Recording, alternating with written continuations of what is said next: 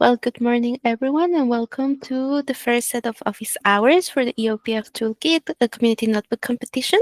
I am Gisela Romero, and I am here today with my colleagues Sabrina and Manuel, and we will try to answer your questions and also guide you through this cool project that we are hosting. And just as a quick recap of what's going on right now, oh, wait. Yeah, I want to just remind you that EOPF Toolkit, it's a project by ESA in which we are developing some resources to engage with the community, starting with the EOPF 101 online book, also the development of libraries and plugins, and some case studies and examples of how to adopt the new SAR format, and also empowering this notebook competition.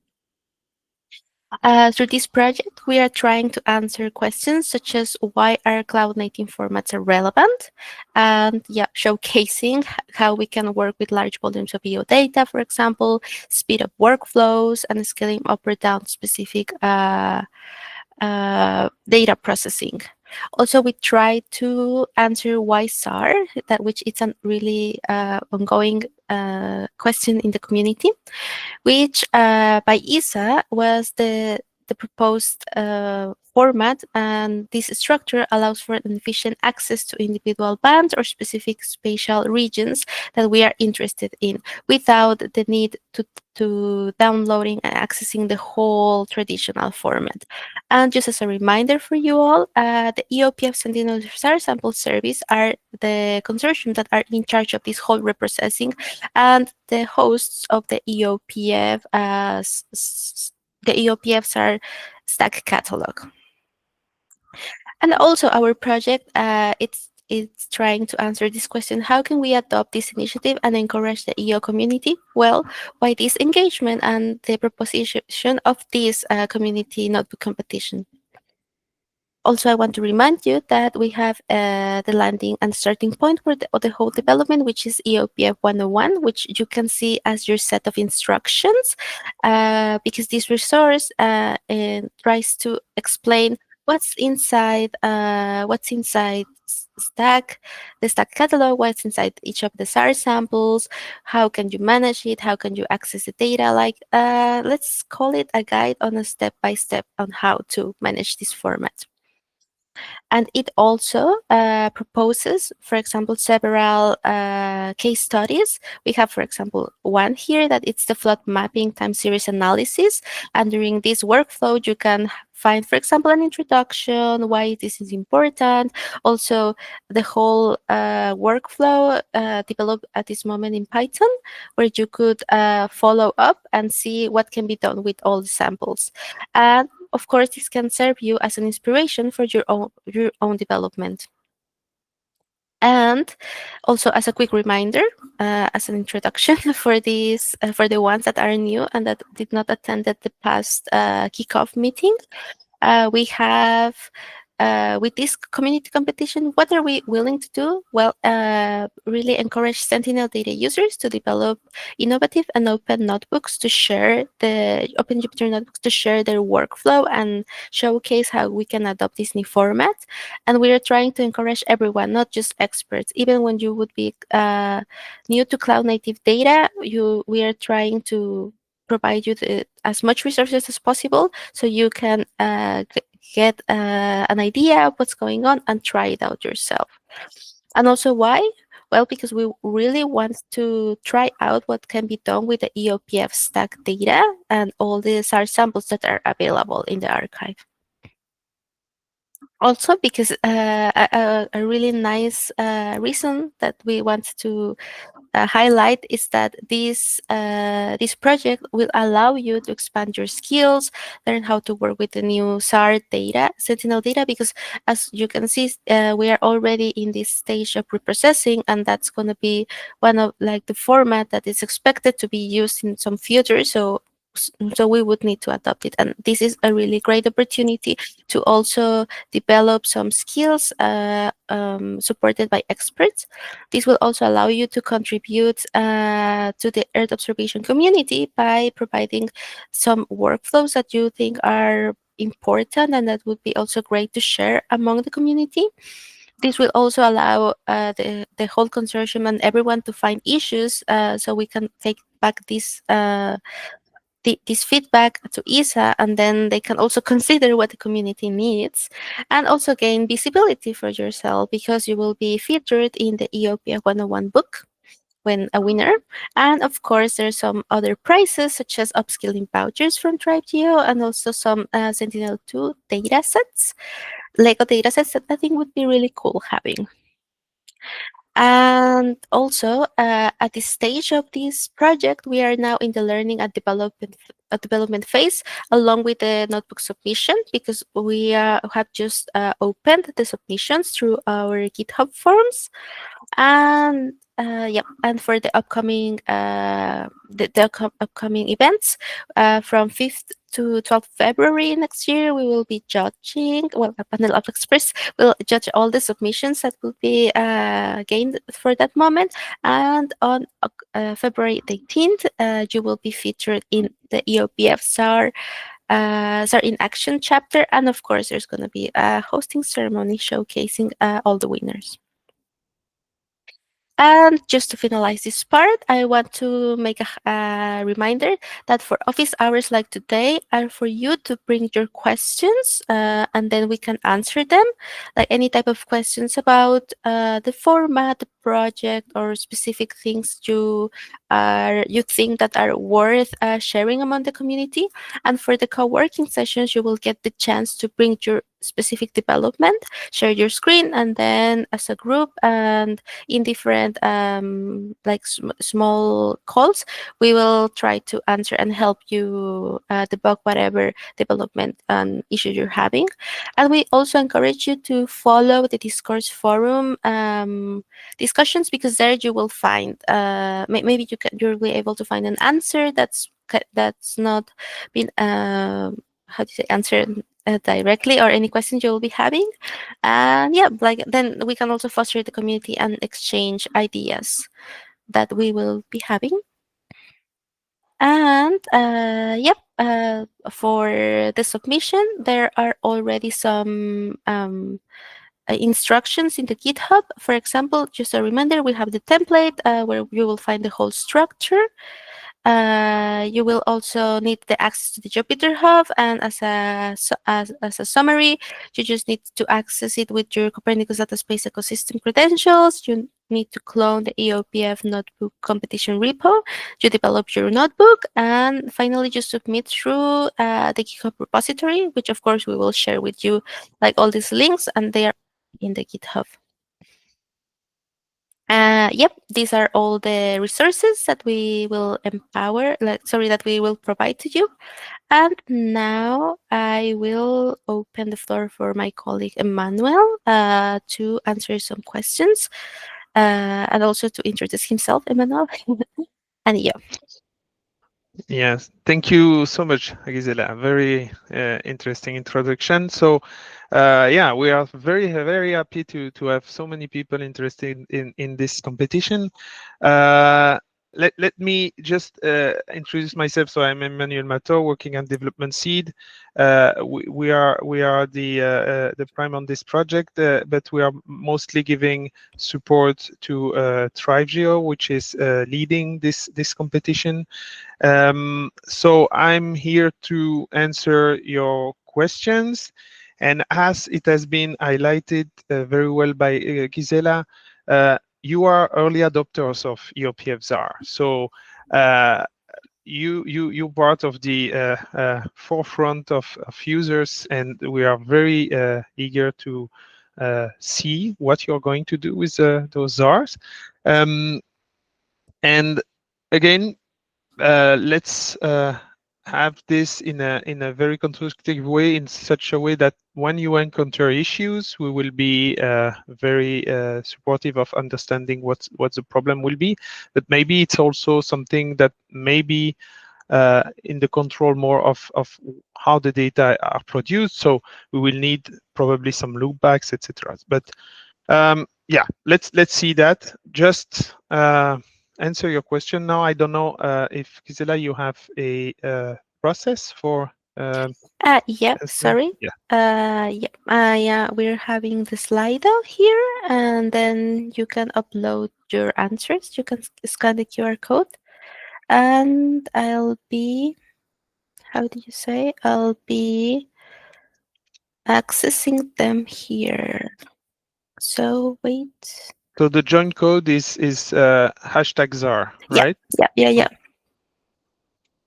Okay, let's do that. Uh, yep. Okay. So let me see. See. Should everyone put directly the question here, or if Yeah, they don't yeah, have access to the Slido, they could just raise the hand here, and then we can also yeah. type them. So yeah, people feel free to. You can start asking in the chat. Well, yeah. Well, I'm opening the slide. Yeah, you can also just raise your hand here. I'm gonna grab the questions and put them if you want. So feel free to raise your hand. Yeah.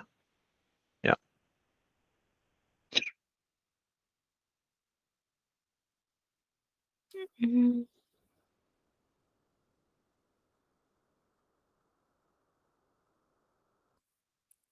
Maybe if there are very not specific question now, maybe we can do a roundtable of the participant to just give a glimpse of what they yep. intend to do, and if you agree with that, we could start with Eike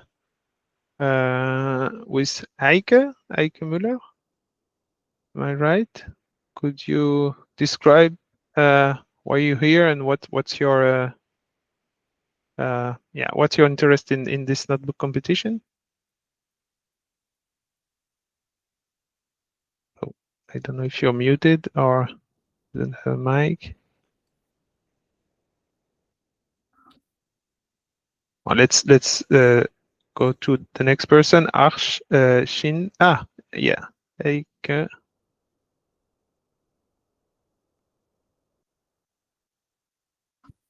Okay. In the meantime, let's move to Arsh Shinde.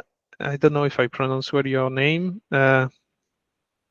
Would you like to present yourself and describe what you want to do with the notebook competition for EOPF Zarr? Hello, I'm audible. Hello. Yeah. Yeah, hello, am I audible? So I was thinking like the topics which are missing like from ZAR, like basically ZAR is the best thing I have seen currently in the stack catalog up till now. But I from the previous meeting, I was thinking like the topics which have been missing and I can work on, like in geospatial AI or something like that.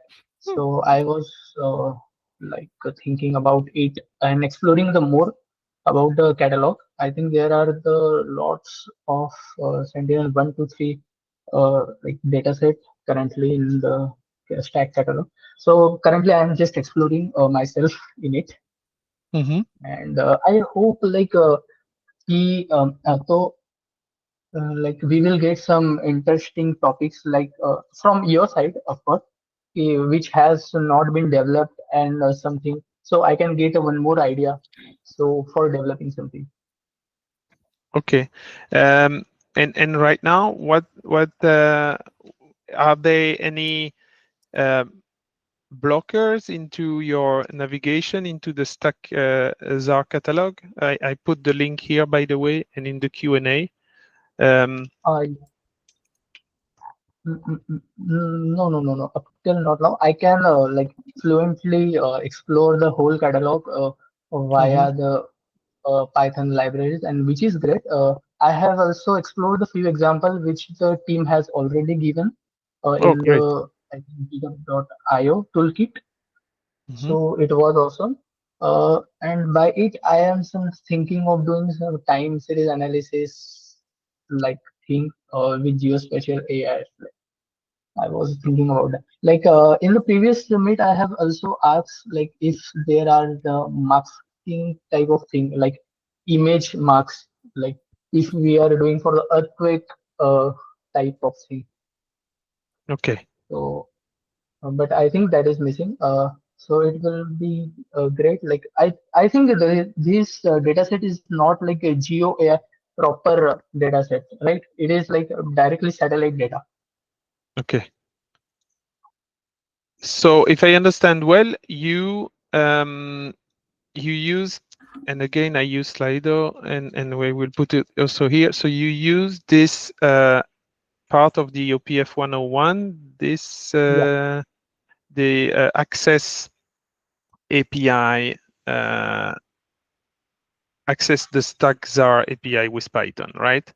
So Yeah. this is great. This is this one. So yeah, this is a very good entry point to understand how to access the data, and yeah, yeah, that sounds really interesting.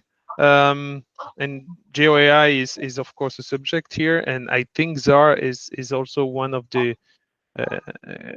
key strength for using AI for especially for streaming the data. So yeah, that's great.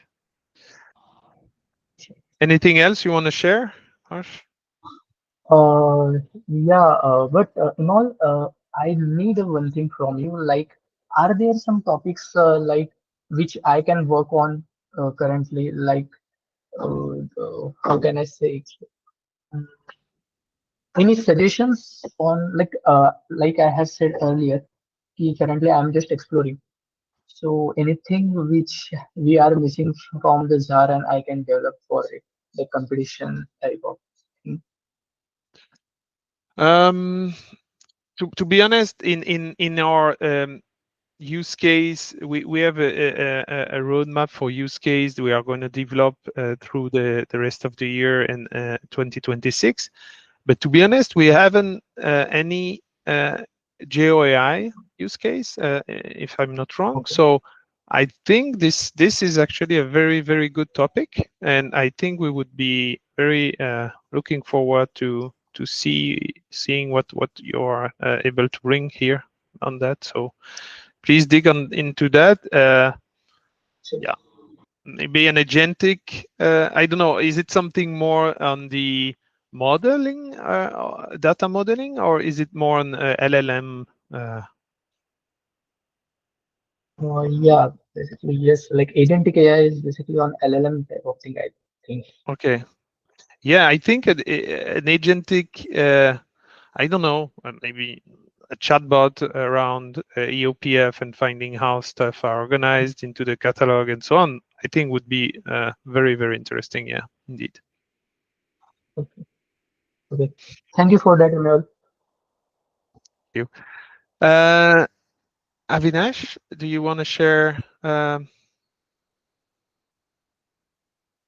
or present, introduce yourself or your ID? Hi everyone. Hello. Right now I don't have any presentation right now, Okay. but I have a two projects that I am keeping having in my mind, like crop classification and this flood map. So Okay. because in your Zarr, like only two products are mainly available, as Sentinel and Sentinel. So that's why I'm thinking about the one is crop classification and other one is flood mapping. Okay. Okay.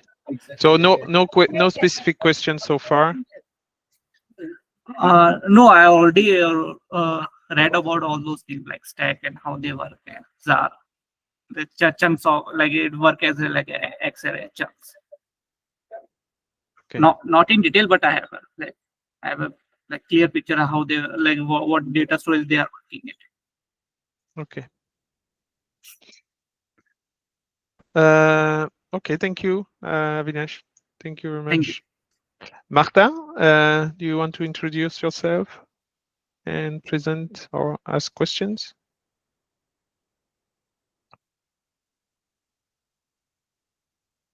Marta is part of the thriveGEO team. She's Sorry. a Sorry. strategic communications manager. So Okay. welcome, Okay. Marta. Problem. Muna Waru. I don't know if I pronounce it well. Do you want to introduce yourself or present?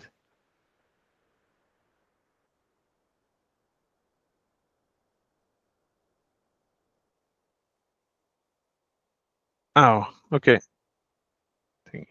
Thank you, Marta. Well, maybe back to Eike. If I don't know if you can share anything right now on the chat.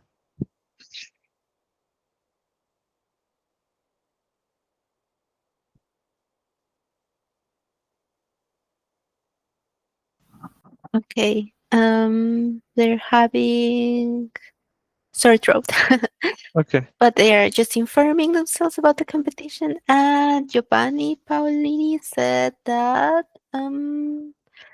they are gaining information about, have already worked with the STAC APIs in the past, and they will want to try to create a use case from machine learning, deep learning with Sentinel data, maybe segmentation, which I think that could be really nice. And regarding this question, if we can show you how to request data from the EOPF sample service, yes, I think I can take onto this. Wait, I just need to open an additional tab. Here, you need to access the EOPF sample service repo. There you will find the EOPF sample data. And here you have the instructions into how to request the data. In essence, you need to provide like the name of your user case first. And here I would advise you to add EOPF Toolkit notebook competition. I can also write this in the chat. Then you will provide your Copernicus data space ecosystem S3 paths from the save files that you would like to have converted. And yeah, the conversion will take, if luckily, around 1 week, more or less, depending on the number of items you are requesting. So you will just need to follow these instructions here. I will also share this in the chat. There. Yeah. Yeah. Okay. Yeah. If I may complete, just make your request very specific on AOI, so area of interest. The best is to provide with a bounding box with the latitude and longitude, and the time range, of course, and of course the collection, the data collection you want, and so on. You can look at the past request. Typically, what Gisela is asking right now, the SLC ones, for instance, was a big one requested by one of our students during the summer, and so that's typically the kind of request that is made, and I see, that's. Yeah, for example, here I have just seen the one from Valencia, from the study case I showed earlier. That one was converted through, this one. And actually, the one from Francesco for SLC data as well, that has been answered quite quickly. He put them 2 weeks ago, and then he got the data. Yeah. So here it's your way to go. Just remember that it's in the EOPF sample data repo.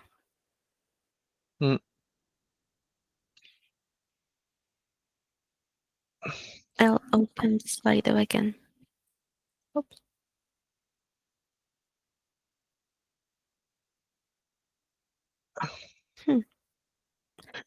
Oh, someone asked, how will the notebooks be judged? It's a question for you, Sabrina and Gisela. Well, from our side, I think in our repo you will find all the points and like the whole structure. Let me actually go to our repository.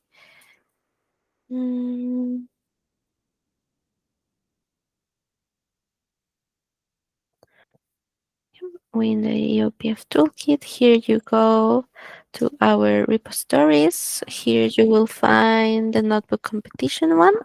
And here are all the steps. Yeah, how you can connect, how you can select everything. Yeah, like the Docker image for your development. And yeah, here are our, like, we will be judging based on the first on the requirements, that it would be functional and reproducible. That will be one of the main let's say criteria that we are aiming, because we are really willing to showcase that that we can replicate workflows. And also, how does it incorporates plugins? And yeah, for example, here in the judging criteria, you will find the technical soundness, 30 points, the effective use, 30 points, and also the educational quality, because there you will see, if you go through the examples already, you will see the level of detail we are giving to the explanation. Like every time we make a process, we are willing to see the response from Zarr, and also to understand what's going behind the scenes, because in the end what we're willing to do, it's to encourage the community and make them feel comfortable with this, that it's not that, like, that I don't want to say like it's not that difficult, but that this integration is smooth, and then it's step by step, so you can showcase what's going on behind the scenes during your workflow.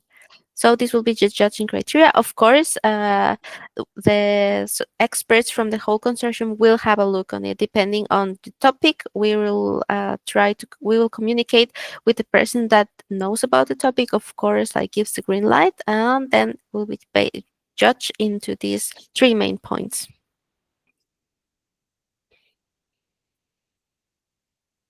Okay. Yep. Harsh? Hello. Yes. Gisela, I have one question between. In the previous meet, you have said like we got Jupyter Hub access, Mm-hmm. and in that we have to use a custom image, right? Mm-hmm. But whenever I check the image, like there are no GPU properties, I think only the CPU. And is it better to train an machine learning or deep learning model? Like I think the GPU will be necessary or not, because the CPU will take several hours of time. I think about it.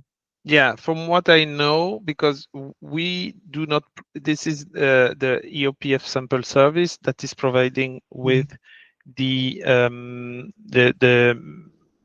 Jupyter lab.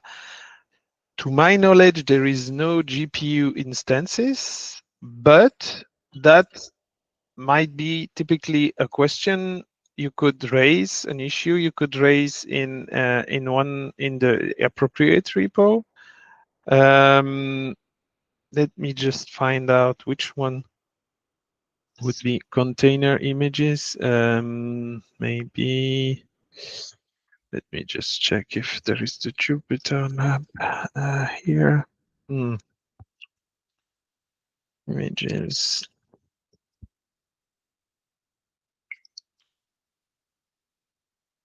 Yeah. I would use this one. So I put it here.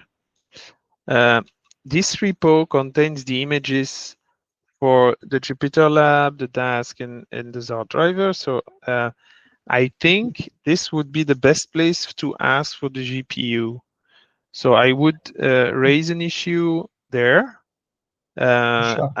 asking them if they could integrate an image for Jupyter lab that would be a GPU one, and Yeah, see how. that will be great. Yeah, yeah. I think that's something that could be done. Yeah.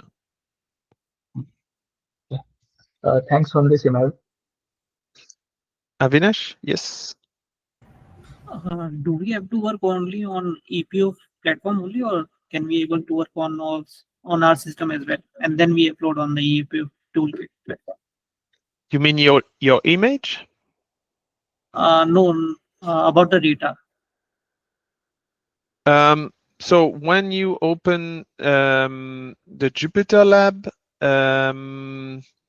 you have a temporary attached storage, but I'm not sure it's persistent. So I'm not sure you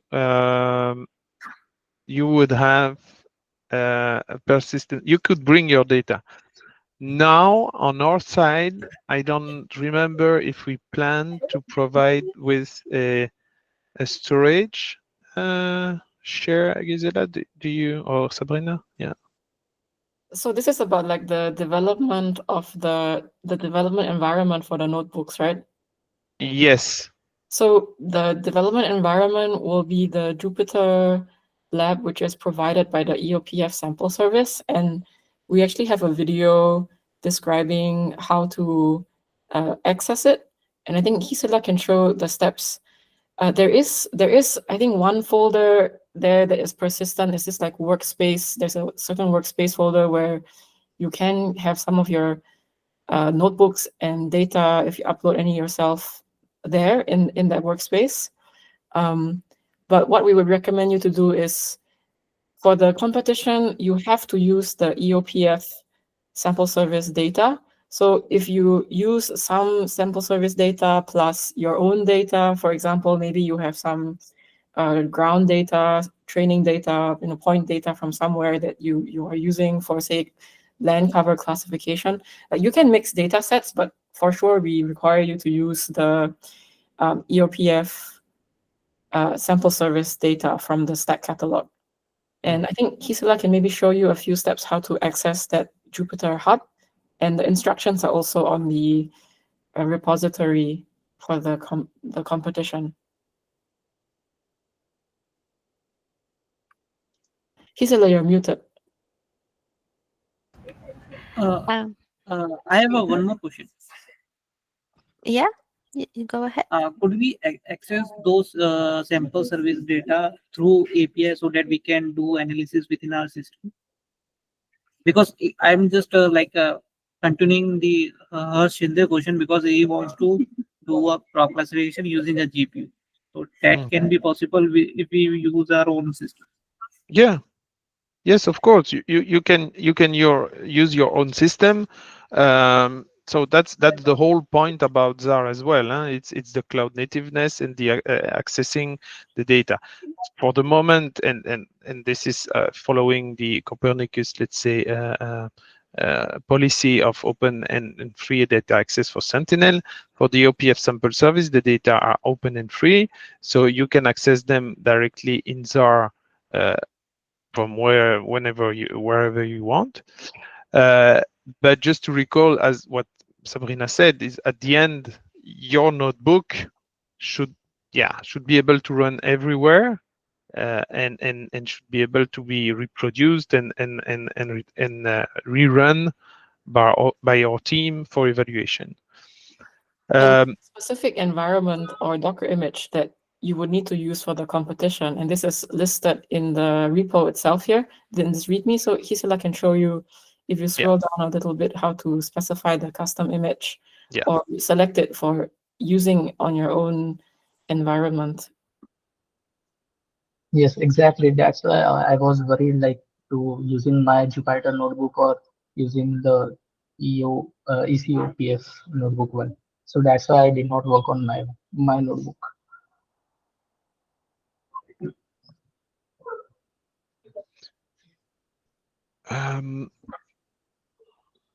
Yes, Like a Python environment issue, like I was talking about, because the notebook which it have has been different Python environment, like which I have on my default system. I didn't understand that. Can you repeat? Yeah, sure. So basically, like on my system, there's the Python version of 3.9, and this like Docker image, it has been the latest Python environment. So whenever, like, if I am like pushing my notebook here, so Okay. I am getting some issues. Like, so that's why I was worrying about the GPU first. Okay. How do you plan to access the Zarr data? Which library Like, do you plan? just a second, I think. I have directly used the Xarray one Because previously. one of the one of the constraints with Xarray and Zarr right now is that to access the Zarr v3 and the Zarr and the latest Zarr version, you need Let's CDF. Yes. you need Python 3.11 at least, at the minimum. So I think Python 3.9 could be a problem. If you manage with it, then it's always possible to give the recipe of the Docker file, and we see how we can integrate that. But we privilege the fact to use the pre-cooked, let's say, Docker image we have so far. And to use what's inside. There is always the possibility, of course, once in the Jupyter environment, to install your own package required, and that would be, let's say, part of the setup instructions of your notebook, and therefore maybe having a specific Docker image for it. But Python 3.9, I think that might be a problem. But yeah, please test. Come into the next office hours to tell us if that works for you.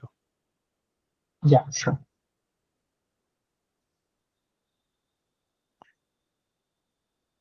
Gisela, you wanted to show something, or?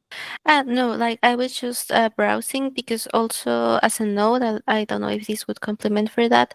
Once you develop inside the Jupyter Hub, and if you need additional libraries, it would be also worth to keep track of them, and also tell us if from the starting point, let's say the Docker image, you realize you needed additional libraries, also keeping like a running list of them, so we can run the notebook, because at one point during our workflow, we need to revise it all again and make it smooth to run.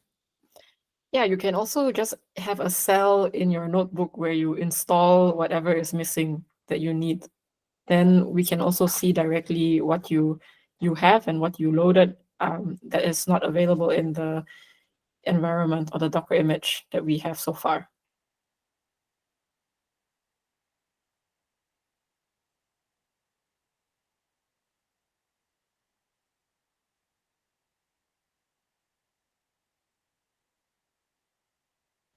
Yeah, and I think this answers, because someone asked, are there specific environment images we should use for the competition? Yeah, your starting point are these two, depending on your development. And just as Emmanuel said, and Sabrina said, you just continue like take note inside your own notebook about what other dependencies are missing.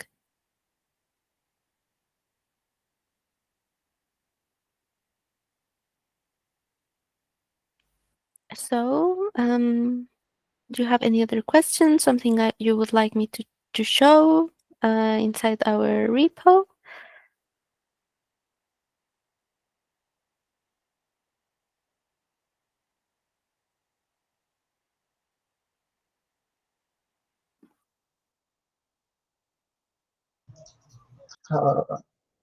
This will one more thing, like for me, I think I have must skip that step. Like for me, can you show me like how to do the final submission, or is it kind of like a PR making or something on GitHub? For the final submission, yeah, we have not yet. We're working in the video, because and you will find the video linked in this part. I'll just show you here. Yeah, here we're still working in the development of it. But for example, if you go here to submissions, here you will find also like the guide and what do you need to develop yourself, which is the template. Here you copy the form, name it, submission, and fill out the YML metadata sections. Here we explain how to do it, but yeah, like we will generate the video on the step by step. And so far, if I remember correctly, yes, it's gonna be based on a PR. But yeah, we will keep you updated with that information. I'm Sure, that posting would be. the link to the video here on how to submit. And we also have some step-by-step instructions in a form of slides from our last webinar. So I can also share the slides with you, and you can also watch on YouTube how to do the submission. And it's done via a pull request, like you said. Oh, awesome. You can find it there. Like, yep, GitHub branch, commit your submission files created with the above instructions. These two files are really important for us also to keep track on who submitted. And yeah, raise a PR in the repo. Okay.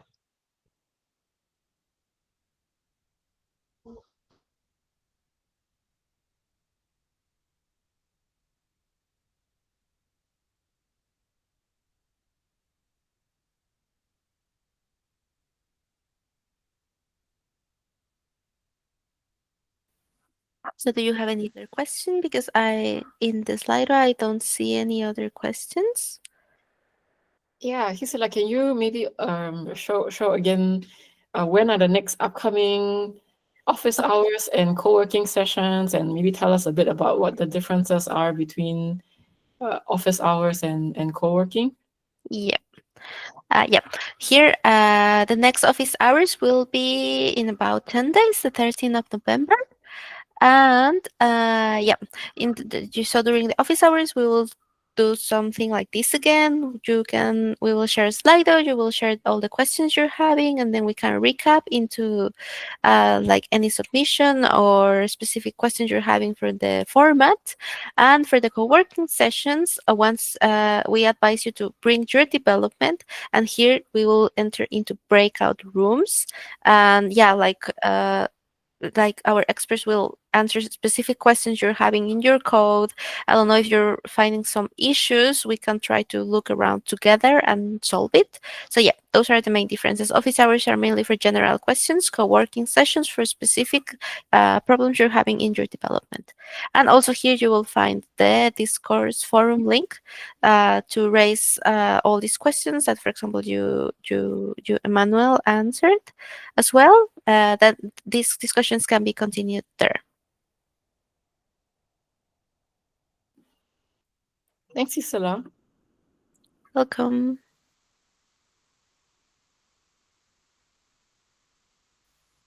So I think if no one else has questions, we are really willing to see all your developments. We encourage you to continue your developments. And yeah, thank you very much for attending this webinar. It was really nice to meet you. And yeah, if you have any other questions, or Emmanuel, if you have something else to say, should we keep it here, Sabrina and Emmanuel?